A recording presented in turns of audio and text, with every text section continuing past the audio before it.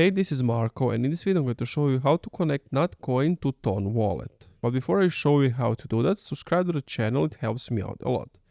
So basically what you want to do is go to your Telegram and open up NotCoin by clicking on Earn.